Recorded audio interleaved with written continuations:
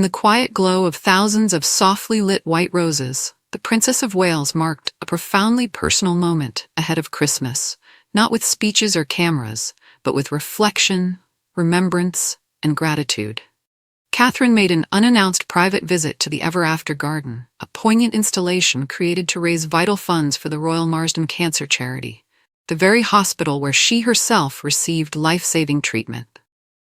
The visit, carried out away from public fanfare, spoke volumes about how deeply this cause now sits at the center of her heart. The princess, who revealed her cancer diagnosis in March 2024, has spent much of the past year navigating one of the most challenging periods of her life. Her appearance at the Ever After Garden was not only symbolic, but deeply human.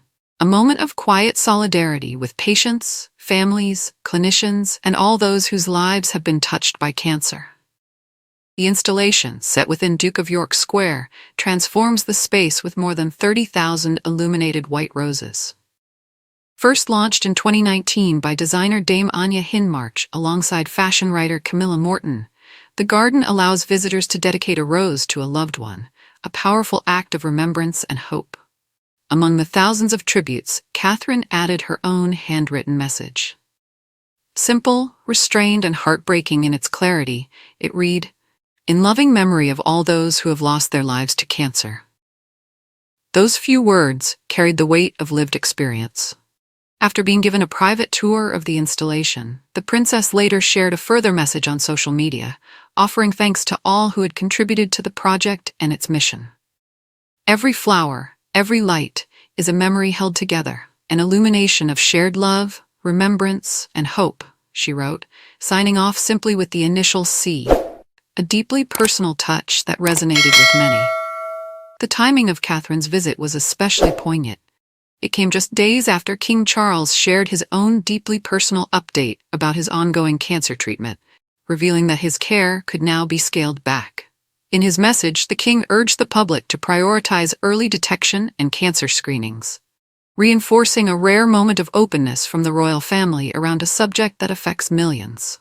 For Catherine, the Royal Marsden holds particular significance. In January, the princess confirmed that she had undergone chemotherapy treatment at the London hospital. Since then, she and Prince William have continued their long-standing role as joint patrons of the Royal Marsden, a commitment that has taken on renewed meaning following her diagnosis. While the visit was private, Catherine's appearance did not go unnoticed. She chose a tailored double-breasted green tartan coat by Holland Cooper, elegant, understated, and seasonally fitting. Yet it was her jewelry that drew quiet attention. The princess wore crystal daisy earrings by Butler & Wilson, making a subtle debut of a new piece from her jewelry collection. The choice was anything but accidental. The daisy, long associated with innocence, resilience, and renewal, mirrored the message of the evening perfectly.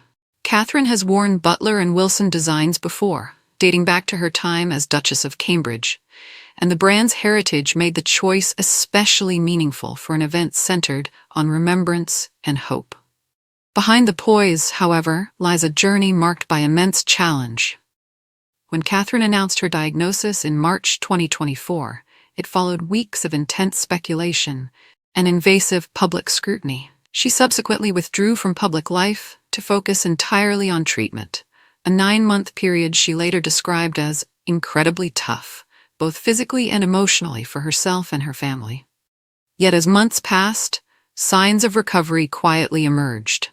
In June, the princess made a carefully measured return to public duties at Trooping the Colour, followed by an appearance at the Wimbledon finals, moments that reassured the nation while underscoring her determination.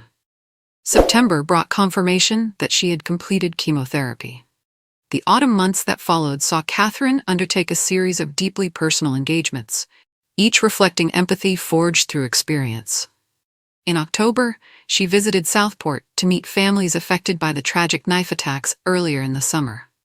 Later that month, she shared an emotional embrace with teenage photographer Liz Hatton, a fellow cancer patient. The two bonded over their health journeys, and Liz's mother later spoke movingly about the compassion shown by both the prince and princess in the final weeks of her daughter's life. December marked another milestone. At Westminster Abbey, Catherine hosted the Together at Christmas Carol service, her fourth time organizing the event, and one widely seen as a symbolic return to tradition. Supported by her family and greeted with warmth by the public, the evening underscored just how deeply she is cherished. Now, 1 year further along the road to recovery, life for the Princess of Wales is understood to have largely returned to normal. But moments like her visit to the Ever After Garden reveal that cancer has irrevocably shaped her outlook, deepening her empathy, sharpening her purpose, and strengthening her resolve to use her platform for good. As Christmas approaches, Catherine's quiet act of remembrance stands as a powerful reminder. Beyond the titles, beyond the tradition, there is a woman who understands loss, survival, and hope, and who continues to stand beside those still fighting.